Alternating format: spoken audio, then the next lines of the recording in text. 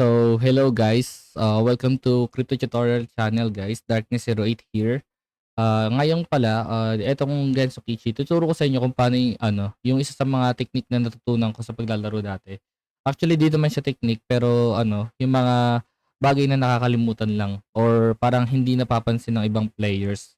Meron kasi dito guys, book. Eto, sa book na to, may kita nyo dito yung, eto, mga to. Parang nakaka-overwhelm siya tingnan kung kasi parang di mo maintindihan kung ano meron dito or ganyan. So, dito sa ano na 'to, sa tutorial na ito, tututuro ko sa inyo kung paano 'to tapusin, guys. So, dito sa may, ah, books, dito niyo siya makikita 'pag kinlik niyo 'to, 'yan, kinlik niyo yung books, tapos meron kayo dito makikitang mga level, ta's kung ano yung mga pangalan nitong, quest na gagawin dito. So, paano ba 'to guys? Etong sa makikita niyo dito sa right side, yung rewards na makukuha niyo. Kunyari ano kayo, cleric. So, cleric yung gamit natin. 'Pag natapos natin 'to, makakuha tayo ng training mace or parang ano lang naman talaga 'to, parang ano ba tawag dito, weapon. So, paano ba siya matapos guys? Dito, click kayo sa info, then makikita niyo dito yung yung target natin. Target natin kailangan level 1 at 2 na slime po yun. Ayan, papatay lang tayo ng slime po yun. Kasi sabi nila kailangan daw parang ma-star yata sa pangalan. Pero ang gagawin ko na lang, papatayin na lang ako ng papatay kasi magkakaroon naman ng notification na natapos ko na 'tong quest. So, kailangan dito tayo sa sa area, kailangan masundan natin 'tong area. So, dito sa area, training grounds daw siya. So, diyan tayo sa training grounds, which is nandito na tayo currently. Kasi ito nga yung magiging natin, rewards natin. So dito, nandito rin pala ako sa tapat nito ni Lapsis, 'yan. 'Di ko alam kung tama yung pagkakabanggit ko. Nagbibigay din siya ng quest na gano'n, 'yan. 'Pag kinausap natin, ituturo lang naman siya yung ituturo niya lang naman din yung book, ayan. Madami kasi katulad ko dati nung naglalaro ko, parang ang layo na nung nalaro ko. Saka ko na saka ko na-encounter ko naman 'tong books pero hindi ko siya talaga masyadong pinansin. Gaano. Tapos eto na nga, ngayon parang ang layo na nung map ko, saka ko lang naisipan balikan. So, bumalik pa talaga ako sa training ground, sa iba pang map para tapusin yung ibang nakalagay sa book. Kasi sayang din kasi yung mga nandun na makukuha. So, yun lang. Ano lang din 'to, bawas parang bawas pagbabalik sa maps. Tapos sabay malaking tulong nga rin 'to kasi nga ano yun nga malaking tulong siya kasi magkakaroon ka ng items, na magagamit mo rin kaagad, magagamit ng character mo. Yan, accept quest lang natin. Sabi niya busters daw,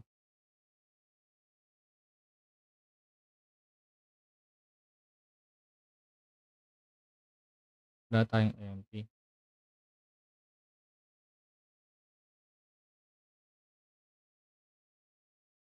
yan. 'Di ba nakita niyo nagkaroon ng mystery book para notification na natatapos mo na siya. So yan, punta ulit tayo dito.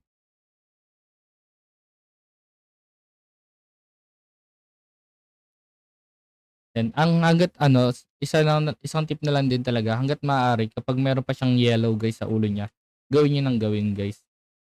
Kasi rin siya, level XP, basta lahat-lahat na nandun. So, mamaya na tayo diyan. Yan sa books, 'di ba nakita niyo may natapos tayo. Eto yun sa info, ayun kailangan lang daw tumalo ng buzzer. Yan nakatalo tayo ng buzzer kanina, ta's makukuha natin yung trainee hat. So, 'pag kinlik niyo yung get protection, yan, makukuha niyo na yung item. Oo. Oh, 'di ba? Defense, magkakaroon tayo ng +20 sa defense kasi nga nagkaroon tayo ng hat, oh, 'di ba? So, tapusin pa natin yung iba. Ay, slime po yun, level 2.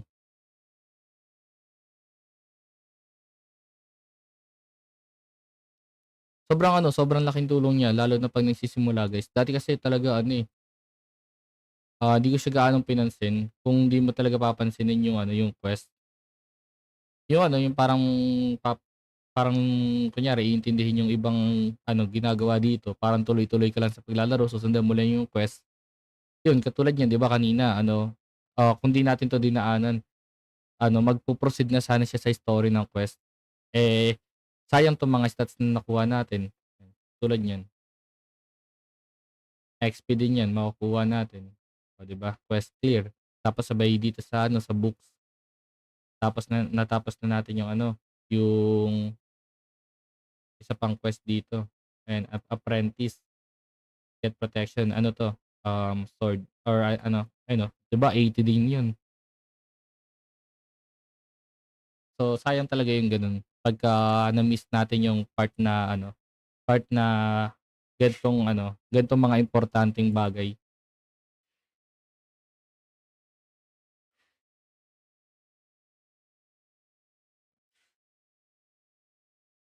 One hit lang yung mga kalaban. Natapos ko na daw, level lang yata. Hmm,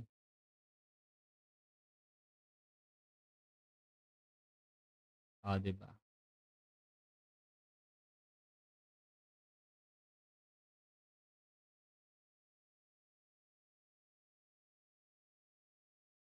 Kaya ang ganda nitong laruing ano, Bishop kasi one hit lang yung kalaban.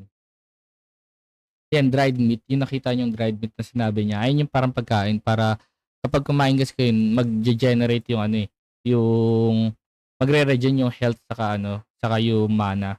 Kasi nga 'di ba hindi nagge-generate yan kahit anong tagal mo diyan na naglalaro. Hindi talaga yan ano, kahit i-idle mo yan kung wala kang food, hindi siya magge-generate. So, sa book, eto unreceived, get protection.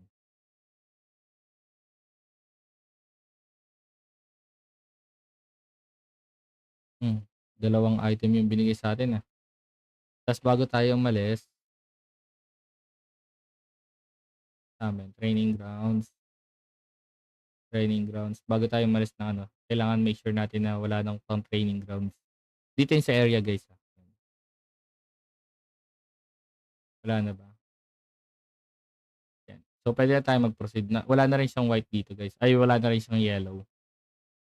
So, let's start quest, dito na tayo, puntahan na natin 'tong ano.